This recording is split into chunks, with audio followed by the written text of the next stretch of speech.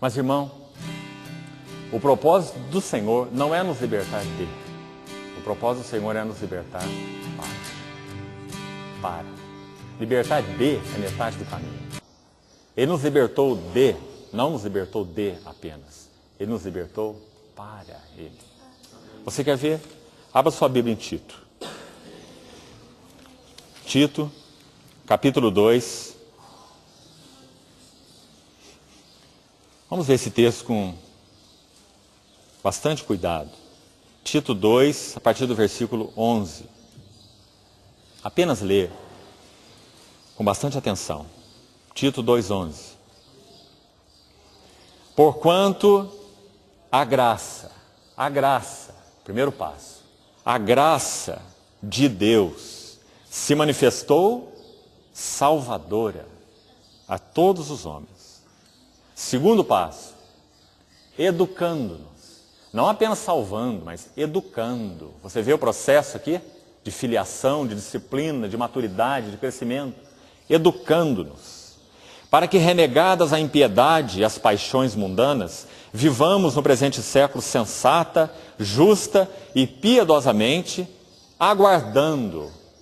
Então a graça de Deus se manifestou salvando, versículo 11, educando, versículo 12, e aguardando, expectativa, aguardando a bendita esperança e a manifestação da glória. Está vendo as duas palavras juntas de novo? Graça no versículo 11, glória no versículo 13. É um maravilhoso par de palavras que sempre tem que andar juntos. Porque a graça tem como vistas a glória. Graça tem como vistas a glória. Então, a manifestação da glória do nosso Senhor Jesus Cristo. Agora veja, o qual a si mesmo se deu por nós. Ele se deu por nós, morreu por nós. Para quê? A fim de remir-nos de. Olha o de aí primeiro. Remir-nos de toda iniquidade. Mas não apenas isso. Isso aqui é meio evangelho só. Qual é o outro lado? E purificar para. Veja essas duas preposições aí. Não apenas remir de, mas purificar para. Purificar para si mesmo. É a mesma linguagem de Efésios. Apresentar a si mesmo uma igreja gloriosa, sem mácula nem ruga. Então, purificar para si mesmo um povo, o que, irmão? Exclusivamente seu, zeloso de boas obras. Esse termo exclusivamente, muito significativo. Ele fala de algo que gira em torno de um fulcro, de um ponto central, um foco, como uma roda.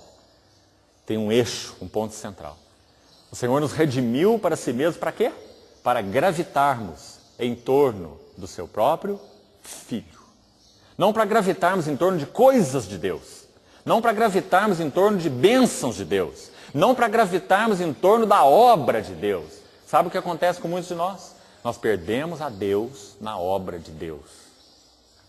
Mas Paulo está dizendo que nós fomos chamados para gravitar em torno do próprio Senhor que nos redimiu. Exclusivo. Girar em torno de si é a ideia. Exclusivamente seu, zeloso de boas obras.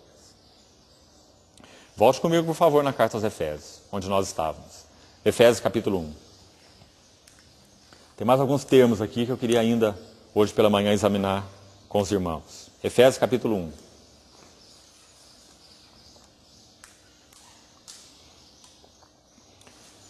Versículo 9. Desvendando-nos o mistério da sua vontade, que é tornar-nos semelhantes ao seu Filho. Uma noiva idônea e adequada para si mesmo, na qual ele olhe para ela e veja a si mesmo. Esse é o mistério da sua vontade. E isso é segundo o seu bom prazer, que propusera em Cristo. Agora veja o verso 10. De fazer convergir. Convergir, ou resumir. Irmão, isso inclui tudo, começando pelas nossas vidas. Porque nesse processo, a igreja é as primícias. Convergir. Talvez sua tradução traga a palavra resumir. É melhor. Romanos 13, versículo 9, só para referência sua. Romanos 13, 9. Paulo usa a mesma palavra que ele usou aqui. E se você ler lá, lança luz sobre esta aqui. Então, Romanos 13:9, Paulo está falando sobre a lei, toda a lei. Ele diz assim, todos os princípios da lei se resumem nisso. Lá ele usa a palavra resume. Se resumem nisso. Amarás o teu próximo como a ti mesmo. Essa expressão resume é a mesma expressão de Efésios 1:10. Convergir. Então, qual é esse mistério da sua vontade segundo o seu beneplácito? Fazer resumir, fazer convergir todas as coisas em Cristo. Sabe o que acontece conosco? Nós somos primícias nesse propósito de Deus. Sabe o que vai acontecer com toda a criação? Isso. Sabe o que vai acontecer mesmo com o diabo e seus anjos? Isso. Óbvio, eles não serão redimidos. Mas na consumação final do propósito de Deus, toda a esfera criada, tudo que há no céu, tudo que há na terra e tudo que há debaixo da terra. Todo joelho, toda língua, todo joelho se dobrará, toda língua confessará. O quê? Uma confissão, uma única, nas 3 esferas, céu, terra e debaixo da terra. E qual é a única e singular confissão? Jesus Cristo é o Senhor. Amém. Você vê?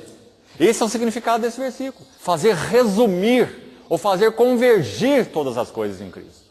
Então até mesmo o diabo e os seus anjos finalmente se dobrarão e confessarão, Ele é o único Senhor.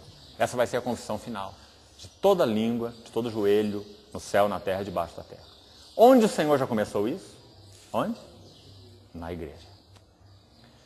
Por isso que quando Paulo trata o assunto da ressurreição na 1 Coríntios 15, ele diz que Cristo é primícia dos que dormem, e ele vai dizer que a igreja é primícias desse trabalhar do Senhor.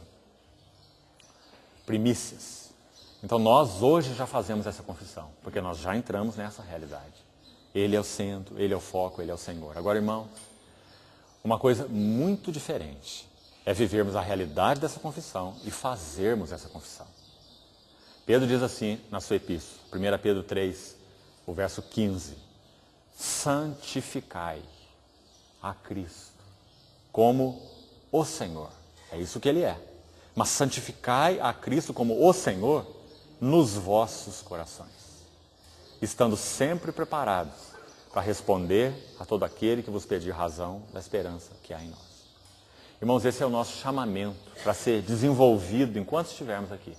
Santificar Cristo como Senhor, não no céu. Nós não teríamos capacidade de fazer isso. Ele já foi santificado como Senhor no céu. Ele está à destra do trono da majestade nas alturas. Agora, a nossa responsabilidade, privilégio e desafio, as 3 coisas juntas, é que Ele seja Senhor nos nossos corações. Nos nossos corações. Governando ideias, desejos, ambições, atitudes, relações, palavras, estilo de vida, comprar, vender, tudo. Senhor nos vossos corações. Amém. Fazer convergir nele, na dispensação da plenitude dos tempos, todas as coisas. Veja, tanto as do céu como as da terra. Agora olha o verso 11. Nele digo, no qual fomos também feitos, o quê? Herança. Vamos parar um pouquinho aqui, com o propósito de que essa palavra vai nos ajudar mais no desvendar do mistério da sua vontade, que é o nosso tema aqui para esses dias. Desvendando-nos o mistério da sua vontade. Essa palavra é herança. Vamos acompanhá-la um pouquinho no primeiro capítulo, como o Espírito Santo, através de Paulo, a usou. Dê mais um passo comigo, por favor. Olha o verso 14, logo em seguida. Está dizendo que esse Espírito Santo, no qual fomos selados, ele é o penhor da nossa herança. Então, guarde também essa expressão. Agora vamos para o verso 18. Iluminados os olhos do vosso coração para saberdes, primeiro, qual é a esperança do seu chamamento. Segundo, qual é a riqueza da glória da sua herança nos santos. Certo?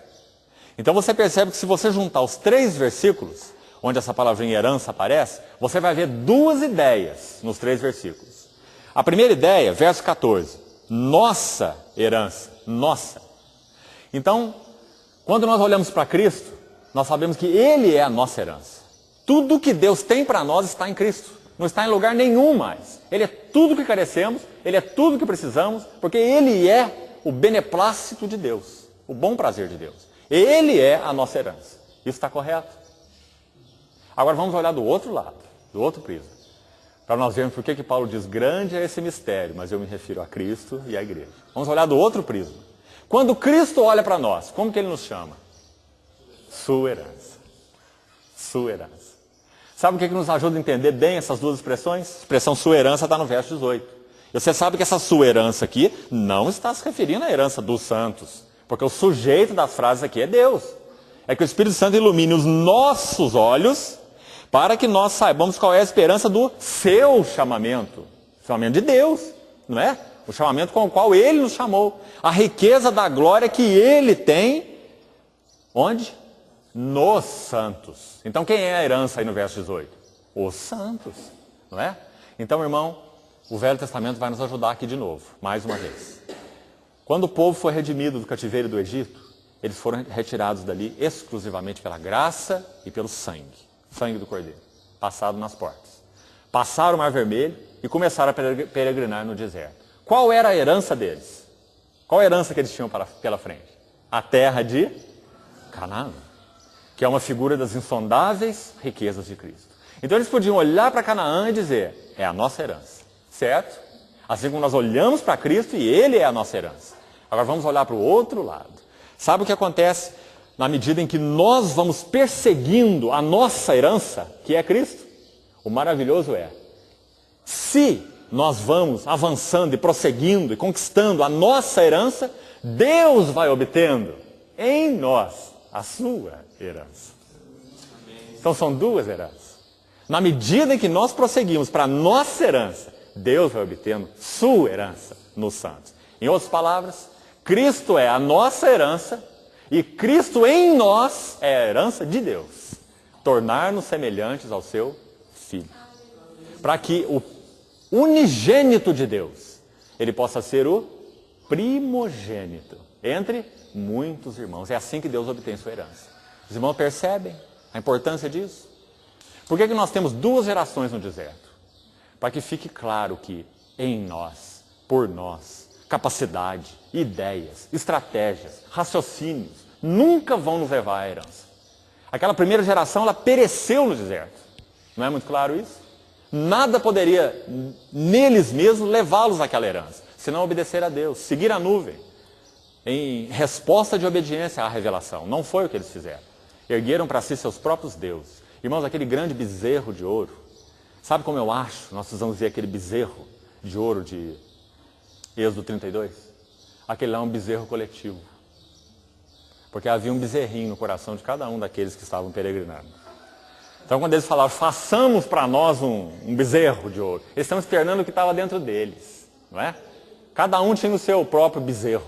Quando eles fizeram aquele bezerrão coletivo, eles estavam adorando o que era objeto já do seu próprio culto do coração. Então, eles ergueram aquele bezerro de ouro e fizeram aquela festa no deserto, não é? Aquela festa em rebelião à vontade de Deus. Então, irmãos, o que o Senhor fez com a segunda geração? Por que duas gerações? Porque o que é nascido da carne é carne, e o que é nascido do Espírito é Espírito. Andai no Espírito, e jamais satisfareis a cobiça da carne. Qual é a única maneira de nós possuirmos a herança de Deus? Em união com Cristo mesmo. Habitai em mim, e eu habitarei em vós. Porque sem mim, nada podeis fazer. Então, na medida em que nós perseguimos essa herança, Paulo diz isso em Filipenses 3, marca da vida dele, foco da vida dele, mola impulsora da vida dele, ele diz assim, eu prossigo para o alvo. Ele está falando dessa herança. Eu prossigo para o alvo, para o prêmio da soberana vocação de Deus em Cristo Jesus. Ascensional vocação. Na medida que ele prosseguia, Cristo era formado dele. Na medida em que Paulo possuía Cristo, Cristo possuía Paulo. Você vê? Na medida que a vida de Cristo era mais formada em Paulo, o coração de Deus era mais satisfeito em Paulo. Então você tem um caminhar horizontal e você tem um caminhar vertical. Você tem uma perspectiva humana e uma perspectiva divina. a nossa herança e a sua herança.